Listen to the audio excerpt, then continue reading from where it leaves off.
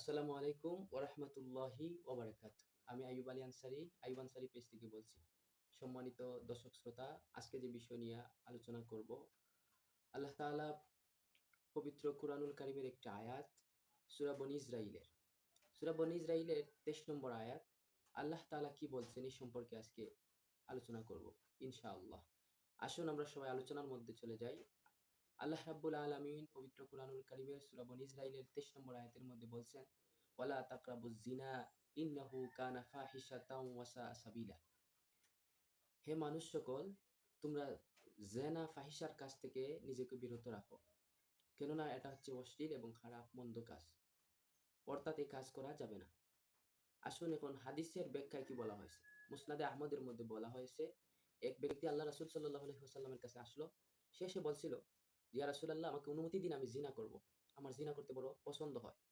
উপস্থিত লোকজন সাহাবীগণ বললেন, আপনি কি বলছেন? চুপ থাকেন। এগুলা কি বলার বিষয়? তখন আল্লাহর রাসূল সাল্লাল্লাহু আলাইহি ওয়াসাল্লাম উনাকে বলছেন, আপনি বসেন। লোকটি বসলো। আল্লাহর রাসূল বলছেন, হে বৎস, তুমি কি জিনার কাজ করতে চাও? আচ্ছা তাইলে বলো তো, এখন যদি কেউ তোমার মায়ের সাথে জিনার কাজ করে, তুমি কি অনুমতি দিবে? সে বলছে, ইয়া রাসূলাল্লাহ, আমার জীবন আপনার জন্য উৎসর্গ হোক। আমি তো এটা কখনো চাইব না। পরে আল্লাহ রাসূল বলছেন, তাইলে অন্য কেউ তার মার সাথে জিনা করুক, এটা সে চায় না। তখন আল্লাহ রাসূল সাল্লাল্লাহু আলাইহি ওয়াসাল্লাম বলছেন, আচ্ছা তুমি কি তোমার বোনের সাথে কেউ যদি জিনা করতে চায়, তাহলে কি তুমি অনুমতি দিবে? তখন সে বলছে, ইয়া রাসূলাল্লাহ, আমার জীবন উৎসর্গ হোক, আমি এটা কখনো দিব না। আচ্ছা তাইলে বলো তো, কেউ যদি তোমার স্ত্রীর সাথে জিনা করতে চায়, তাইলে কি তুমি অনুমতি দিবে? ইয়া রাসূলাল্লাহ, আমার জীবন উৎসর্গ হোক, আমি কখনো এটা অনুমতি দিব না। তাইলে তুমি শুনে রাখো, প্রত্যেকে কেউ, কারো মা, কারো বোন, কারো স্ত্রী। কেউ চাইবে না তার মাকে জিনা করুক, কেউ চাইবে না তার বোনকে জিনা করুক, কেউ চাইবে না তার স্ত্রীকে কেউ জিনা করুক। এমনিভাবে সবাই চাইবে যে তার মা ভালো থাকুক, তার বোন, তার স্ত্রী। তুমি যেভাবে তোমার মা-বোনকে ভালো রাখতে চাও, সবাই এরকম চায়।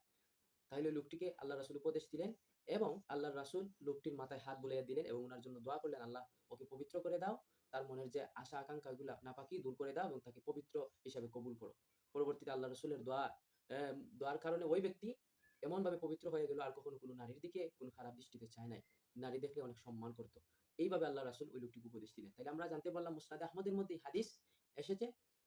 আহমদ রহমতুল্লাহ আলাইহি উনি উনার কিতাবের মধ্যে হাদিসটি উল্লেখ করেছেন। তাইলে আমরা এই হাদিস থেকে এবং কোরআনের আয়াত থেকে জানতে পারলাম, যে ব্যক্তি জিনা করতে মন চায়, তাইলে আল্লাহ বলছেন এগুলার কাছে তোমরা যেও না এবং এগুলা অশ্লীল এবং খারাপ এবং অপছন্দনীয়। তুমি হালাল পদ্ধতিতে করো, হালাল ভাবে করো, আল্লাহ যেভাবে বলছেন। হাদিস থেকে আমরা জানলাম যে হাদিসের মধ্যে নিষেধাজ্ঞা আছে, যে কেউ যদি জিনা করতে চায়, তাইলে কারো মা হবে, কারো বোন হবে, কারো স্ত্রী হবে। অর্থাৎ কেউ কারো সাথে জিনা করতে পারবে না, এটা নিষেধ এবং হারাম।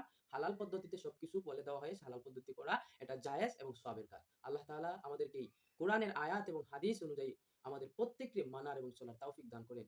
এখানেই আজকে আমার এই বক্তব্য শেষ করলাম। ওমা আলাইনা ইল্লাল বালাগ। আসসালামু আলাইকুম ওয়া রাহমাতুল্লাহি ওয়া বারাকাতুহু।